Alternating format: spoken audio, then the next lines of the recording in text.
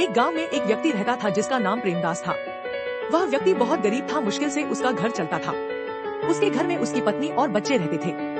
प्रेमदास बहुत मेहनती था, लेकिन उसके पास ऐसी कोई जमीन नहीं थी कि उस पर वह खेती कर सके। एक दिन प्रेमदास भोजन कर रहा था। उसके पास उसकी पत्नी आती है और कहती है कि स्वामी, क्यों न आप अपने राज्य के राजा के पास जाकर अपनी गरीबी के बारे में बताएं। क्या पता राजा को हमारी स्थिति देखकर दया आ जाए और हमें खेती करने के लिए खेत दे दे। अगले दिन प्रेमदास अपनी पत्नी के कहने के अनुसार राजा के दरबार में जाकर अपनी स्थिति को बताता है। राजा को उसके परिवार के ऊपर दया आ जाती है और उसे उसके घर के पास खाली पड़े एक खेत में खेती करने के लिए कहता है। प्रेमदास अपने घर पर आकर अपनी पत्नी को यह बात बताता है। दोनों के चेहरे खुशी से खिल उठते हैं। सुबह प्रेमदास और उसकी पत्नी खेत में जाते हैं और खेत की जुताई करना शुरू करते हैं। खेत की जुताई करते समय उस खेत में से उन्हें एक सोने की उखली मिलती है, जिसे देख प्रेमदास बोलता है, इसे हमें राजा को देना चाहिए। लेकिन उसकी पत्नी उसे समझाती है कि अगर आप इस ओखली को राजा के पास लेकर जाओगे तो राजा इसकी मूसली भी आपसे ही मांगेंगे, फिर आप कहां से दोगे। लेकिन प्रेमदास ने अपनी पत्नी की बात नहीं मानी। उस ओखली को लेकर राजा के दरबार में पहुंचकर सारी बात सच सच बता दी।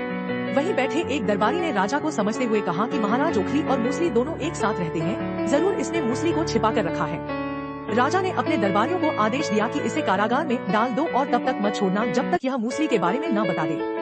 प्रेमदास को कारागार में डाल दिया गया। इसके अलावा उसे बहुत परेशान किया गया। एक बार राजा उस कारागार के पास से गुजर रहे थे तो प्रेमदास अपने आप से बोला, काश मैंने अपनी पत्नी की बात मान ली होती तो आज मेरा यह हाल नहीं होता। उसकी आवाज राजा के कान में पड़ जाती है। उसकी पत्नी ने उसे क्या कहा था, उसके बारे में जानने के लिए राजा ने उसे अपने पास बुलाया। प्रेमदास राजा से बताता है कि उसकी पत्नी उसे इस ओखली को आपके पास ले जाने के लिए मना कर रही थी।